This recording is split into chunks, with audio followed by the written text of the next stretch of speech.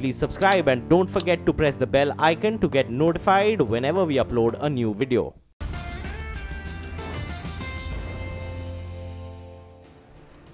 Welcome back. A minute before pre-open, the Asian markets are flat. Thin volumes everywhere, should be the case here as well. And of course, mid-caps have been doing well.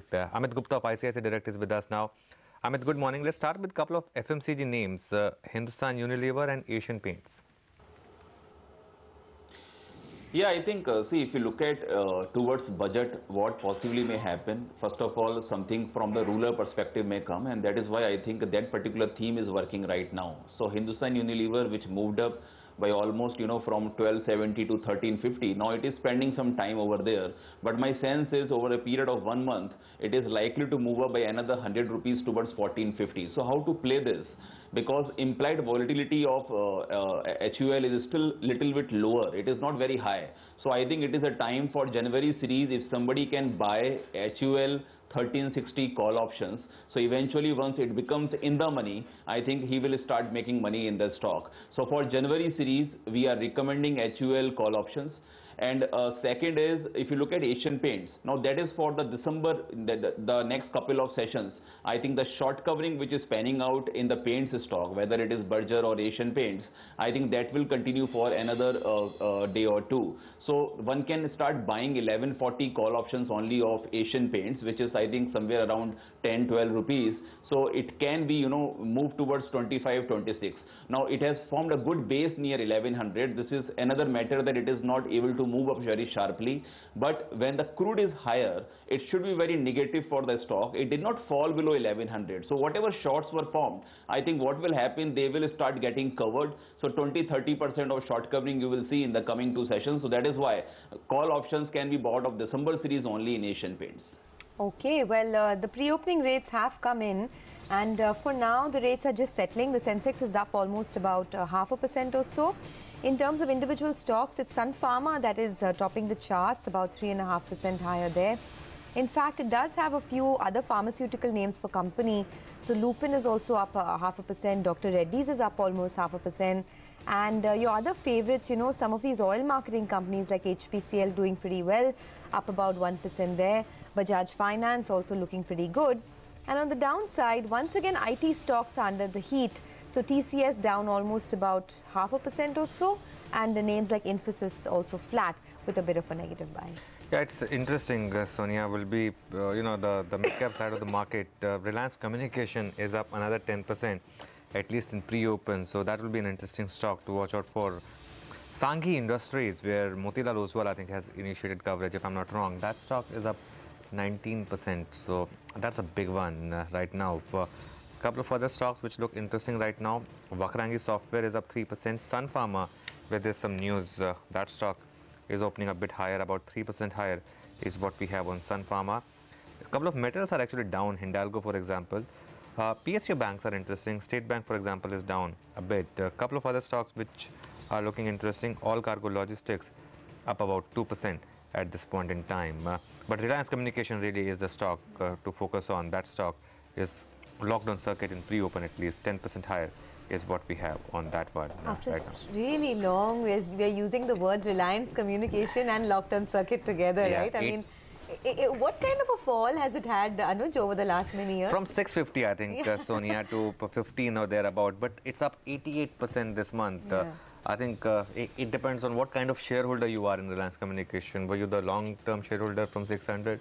Or were you that one that took 15 rupees, the right? punt at 15? So yeah. But anyway, let's do one thing. Yeah, I also just want to point out one more stock, Sanghi Industries. We don't generally talk about it, but Motilal Oswal has. I spoke about it, Sonia. It's up 18% in pre-open. Yeah, okay.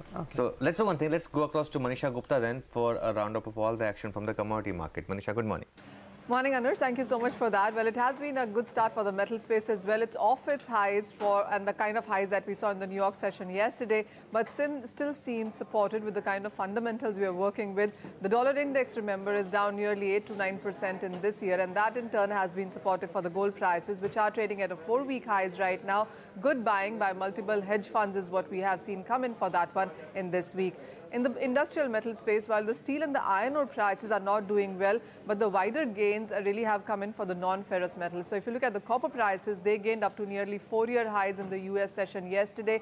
In Shanghai, you have seen some more buying come in. The biggest copper producer, the Jiangxi Copper, has been told to halt all copper production for the next 1 week. This is on the crackdown on pollution. That has taken the copper prices higher. The second biggest copper producer in China already is cutting its output by nearly 30%. So copper is one commodity to watch out for. The other one clearly is nickel, where you also have seen supplies continue to dwindle in the major producers. So these couple of metals really are trading at a multi-year highs in Shanghai markets as well right now. Okay. Thank you very much for that, Manisha. So watch out for the metal stocks as well. Probably Vedant will once again beat to the global rhythm of stocks being higher. The rupee's just taken a bit of a knock. The dollar has cost above 64 in the past after the market started trading, and that is to be expected since crude has a very intimate impact on India's balance of payments. So that's that slight higher price that you have to pay for the dollar now. It's about 14 pice more expensive than it was yesterday. The bonds have not shown too much of a reaction to the GST numbers. To some extent, perhaps the lower GST collections were expected because the rates were cut. But I think the markets have opened only 1 basis point higher in terms of yield. So I think I saw a 7.29 tick on the 10-year bond. Not much damage from crude and from the lower GST collections. Amit, any more stock trading strategies? Yeah, Lata, see, if you look at copper prices in the international markets, it has been up for the last 10 to 11 consecutive sessions. And that is why I think if I have to pick up one theme, it could be Vedanta. Now, crude oil is also near 65, 66. So that is where I think both the stories, are positive for Vedanta, because Kane is a part of, in Vedanta now. And if you look at the FNO setup, I mean, when the stock declined towards 280, 290 levels, that was the level from where previously we had seen almost 10% correction. So that became a good base, and from where it has recovered, there was almost 15% of, short closer in the stock. And my sense is in the coming series, before budget itself, this stock can move towards, the previous high of 345. So what we are recommending to our clients is better start buying the January call options only in Vedanta, which is 330 call strike one can buy, which is available somewhere around around 10 rupees or 9 rupees. So eventually what will happen, because the downside seems to be limited, it's a long series, the premium decline may not be very fast, and once the delta move starts on the higher side, you will start making money in this particular call option. So a move towards 345 can easily bring a doubler to this call of, it can be 20 or 22 in the coming session. So better buy this and hold it for the January series. Okay, Amit, thanks for joining us and talking about all your stocks. In fact, we're going to continue our focus on individual names now. Coromandel International, that was one stock that was buzzing yesterday. The company is set to acquire EID Parry's biopesticides and micronutrients business for 338 crores. A. Velayan, the chairman and managing director of Coromandel International, joins us now on the phone line to talk about that. Mr. Velayan, thank you so much for joining us. Tell us a little bit about this acquisition. What kind of synergies do you hope to see? What does this bring on the table for you in terms of clients, distribution, etc., revenues as well? Yeah, actually, Coromandel International has diversified its portfolio from fertilizers to agrochem, both in the domestic market as well as in the overseas markets. Increasingly, in the agrochem sector, we are seeing major players move towards organic. In EID Parry, we had a group company. We had developed a biopesticide business based out of Neem. And in this particular sector, we are one of the leaders worldwide. And this business is scanning across 4 or 5 countries and also entrenched in India. So we believe that this would be a good fit to the crop protection business of Coromandel, a much more focused play. Increasingly, there is a trend towards integrated pest management.